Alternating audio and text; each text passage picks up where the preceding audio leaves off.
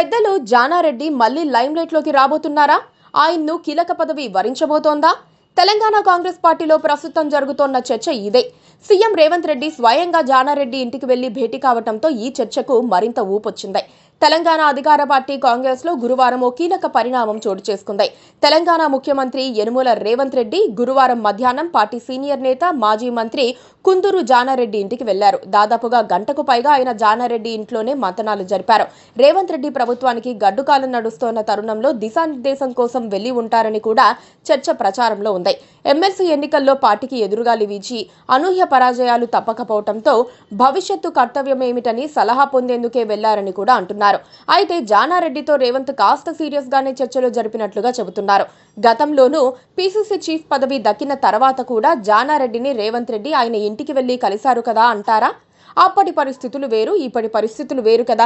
నాడు పార్టీ రాష్ట్ర శాఖ పగ్గాలు చేతికి అందిన నేపథ్యంలో పార్టీలో సీనియర్ల సహకారం లేకుండా తాను ముందుకు సాగలేనన్న వాస్తవాన్ని గుర్తించిన రేవంత్ రెడ్డి జానారెడ్డితో పాటు చాలా మంది పార్టీ సీనియర్ నేతలను కలిశారు.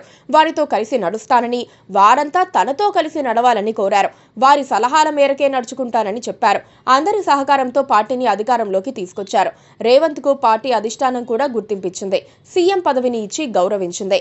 రేవంత్ రెడ్డిలో అహంకారం పెరిగిపోయిందన్న చర్చ కూడా ఇప్పుడు ఊపందుకుంది.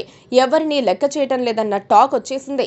ఆ వాదనను డౌన్ చేసి తాను అందరి వాడినని చెప్పుకునేందుకు రేవంత్ వెళ్లి జానారెడ్డిని కలిశారని కొందరు పీసీసీ ప్రముఖులు చెబుతున్నారు. పార్టీలో సీనియర్గా సుదీర్ఘకాలం పాటు మంత్రిగా పనిచేసినందున పాలనలోనూ జానాకు మంచి అనుభవమే ఉంది. దాన్ని ఎందుకు వాడుకోకూడదన్న భావనతోనే రేవంత్ ఆయన ఇంటికి వెళ్లినట్లుగా సమాచారం. జానారెడ్డి అనుభవాన్ని పార్టీకి వాడుకోవాలంటే ముందుగా ఆయనకు ఒక ప్రభుత్వ పదవి ఇవ్వాలని కూడా భావిస్తున్నట్లు సమాచారం. ఇప్పటికే జానా ఇద్దరు కొడుకులకు పదవులు ఉన్నప్పటికీ పెద్దాయనకు కూడా సముచిత స్థానం కల్పించాలని రేవంత్ అనుకుంటున్నారని వార్తలొస్తున్నాయి. పైగా రెడ్డి సామాజిక వర్గాన్నే రేవంత్ విస్మరిస్తున్నారన్న అపవాదును కూడా పోగొట్టుకోవాల్సి ఉందన్నది ఒక వర్గం వాదన.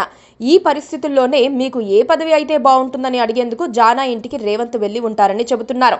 త్వరలోనే పిక్చర్ పూర్తి క్లారిటీ వస్తుంది. Please subscribe to KTV Telugu. KTV Telugu. KTV Telugu channel.